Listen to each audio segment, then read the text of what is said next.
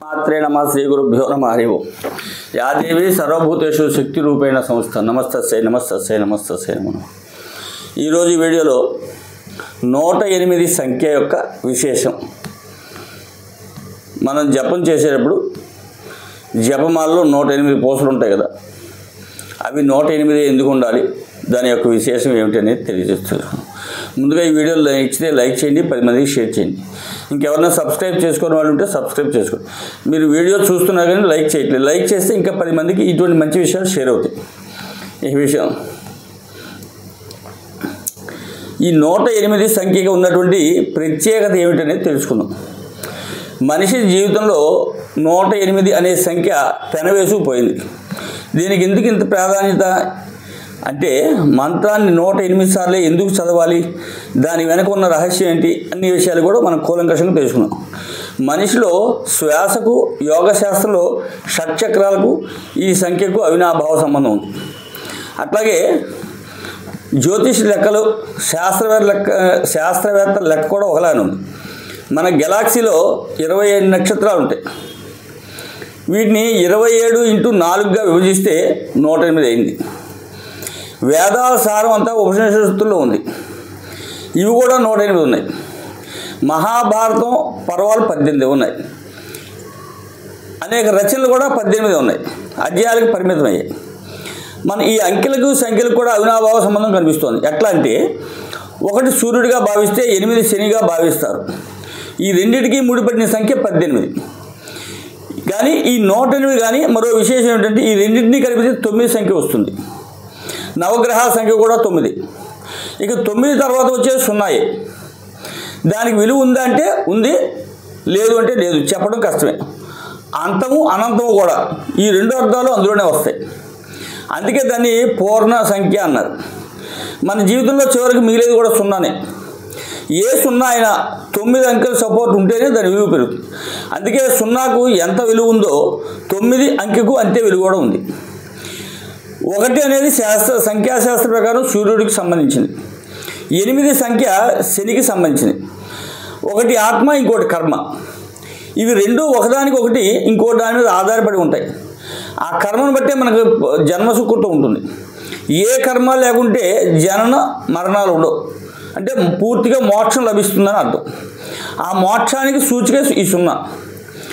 ఒక హిందువులే కాదు, బౌద్ధులు, క్రైస్తవులు కూడా 108ని పవిత్రమైన సంఖ్యగా భావిస్తారు. దీనికి అంత పవిత్రత, అంత ప్రామాణికం కూడా ఉంది.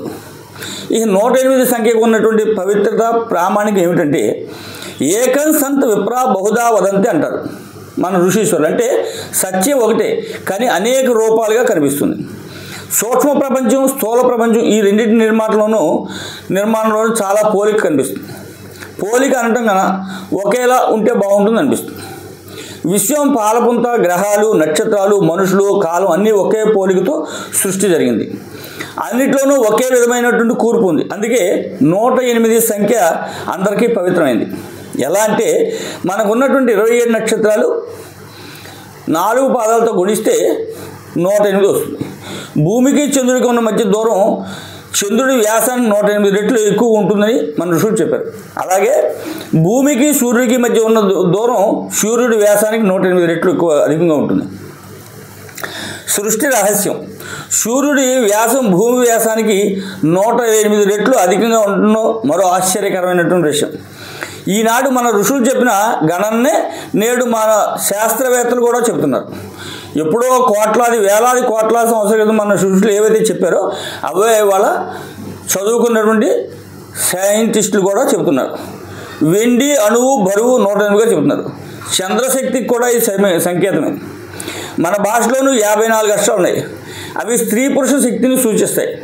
అలా కలిపిన 108 వస్తుంది.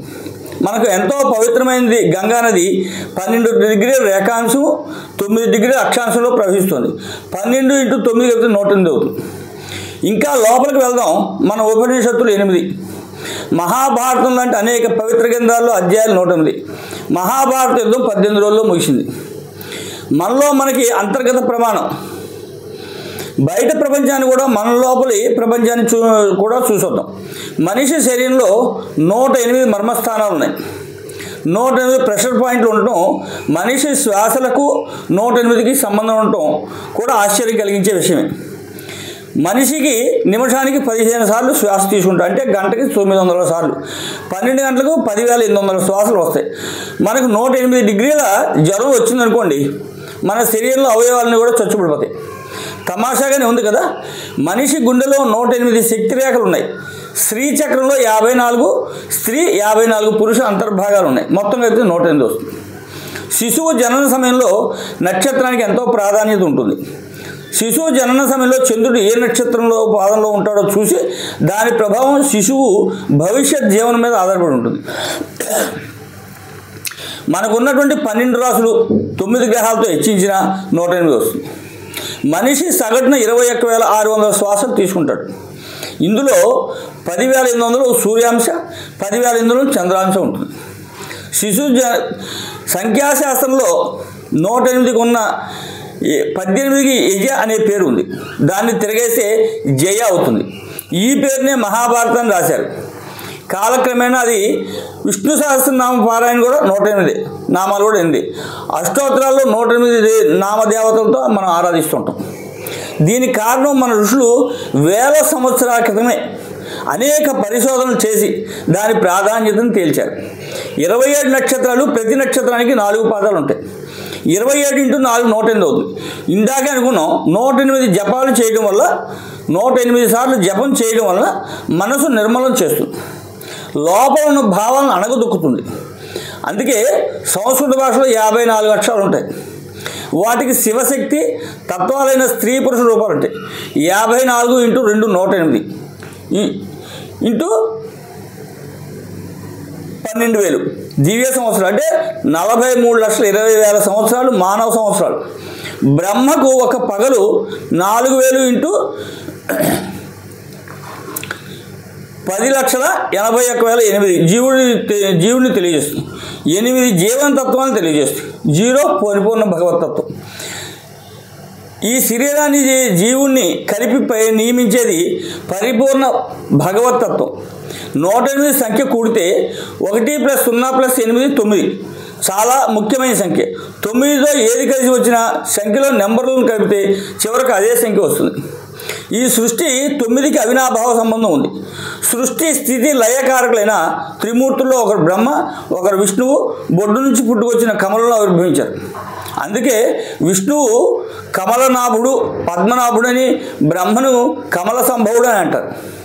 సృష్టికర్త బ్రహ్మ 432 కోట్ల సంవత్సరాలు పాటు సృష్టిని కొనసాగిస్తానని చెప్తోంది వేదం. ఈ కాలాన్ని కల్పం అంటారు. ఈ బ్రహ్మకు ఒక పగలు కల్పం ముగిశాక గొప్ప ప్రళయం వచ్చి సృష్టి అంతా కూడా నాశనం అయిపోతుంది, నశించిపోతుంది. దాన్ని కల్పాంతము అంటారు. ఈ కల్పాంతం 432 కోట్ల సంవత్సరాల పాటు కొనసాగుతుంది. అది బ్రహ్మకు ఒక రాత్రి, ఒక కల్పం. కల్పాంతం గడిస్తే బ్రహ్మకు ఒక రోజు. ఇలాంటి 360 గడిస్తే అది బ్రహ్మకు ఒక సంవత్సరం. ఇలాంటి సంవత్సరాలు 100 గడిస్తే బ్రహ్మకు ఆయుర్దాయం తీరిపోతుంది. అప్పుడు ఇప్పుడున్న బ్రహ్మస్థానంలో ఇంకోటి బ్రహ్మత్వం వహించవలసి ఉంటుంది అని వేదాలు ఘోషిస్తున్నాయి, వేదాలు చెప్తున్నాయి, పురాణాలు చెప్తున్నాయి. వీటిని ఆధారంగా కాబోయే బ్రహ్మ హనుమంతుడిగా మనం చెబుతున్నాం. ఇది సృష్టి రహస్యంలో గొప్పతనం. 108 సంఖ్యకు ఉన్న ప్రత్యేకత. చివరిగా చెప్పబోయే పరమసత్యం ఏంటంటే, ఈ చరాచర సృష్టి అంతా కూడా ఒక మాయని ఆవరించి ఉంది. ఆ మాయని జయించి అధిగమిస్తే కానీ అద్వైతం అవగతం కాదు, అవగాహనకు రాదు, అనుభవంలోకి రాదు. అలా అద్వైతంలోకి అనుభవంలోకి వస్తే పరమ సత్యం గోచరిస్తుంది. ఇది సాంకేతికంగా మార్మిక భాషలో ఋషి పరంపరకు బోధించినటువంటి సృష్టి రహస్యం. అందుకే ప్రతి జీవుడు కూడా నిత్యం జపమాల తీసుకుని మనకి తోచింది, మనకు ఉన్నటువంటి అనుష్ఠానాలు, మనకు ఉన్నటువంటి మంత్రాలు ఏవైతే ఉన్నాయో అవి 108 తక్కువ కాకుండా చేయాలి. చేస్తే ఇందాక చెప్పుకున్నట్టుగా మనిషికి మనసుకి ఆహ్లాదం ఇస్తుంది, మనిషి యొక్క జీవన గమనాన్ని మారుస్తుంది, మనిషిలో ఉన్నటువంటి చెడు లక్షణాలని అణగదొక్కుతుంది, పరబ్రహ్మ స్వరూపాన్ని చూడగలుగుతాం అనేటటువంటిది ఈ 108 సంఖ్యకు ఉన్నటువంటి ఒక గొప్ప విశేషమైనటువంటి మహత్తరమైనటువంటి ఒక అద్భుతమైనటువంటి శక్తి అని చెప్పచ్చు. అందుకే ప్రతివాడు కూడా ప్రతినిత్యం కూడా మనం ఏ జపం చేసినప్పటికీ అది అమ్మవారు అయ్యవారు ఇంకోటి ఏదైనా కావచ్చు, మినిమంగా 108 అనేది సంఖ్య తీసుకుని జప సంఖ్య చేసినట్టయితే ఇది ఒక మానవుడి యొక్క జీవన గమనానికి ఒక అద్భుతమైనటువంటి ఒక రాజయోగమైనటువంటి గొప్ప శక్తిని కలిగించేటువంటి ఒక మహత్తుని కలిగించేటువంటి ఒక శక్తి అని చెప్పచ్చు. హరి ఓం తత్సత్. భారత్ మాతాకి జై. జై హింద్.